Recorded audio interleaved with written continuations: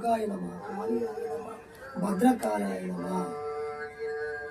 మేము కోయ గురువులము, సమ్మక్క సారక్క పూజారులము, కాళీ దుర్గ పూజారులము.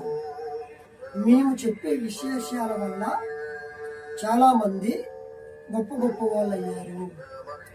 ఆరోగ్యంలో దుష్ట పీడ గ్రహ బాధలున్న, మనశ్శాంతి లేకపోయినా, ఆరోగ్య శాంతి లేకపోయినా, లక్ష్మి నిలబడకపోయినా, అనుకున్న పనులు కాకపోయినా, పెళ్లిళ్ళు ఆగిపోయినా, రావలసిన సంబంధాలు దూరమైన స్త్రీలకైనా పురుషులకైనా, వ్యాపారాలలో వృద్ధి లేకపోయినా,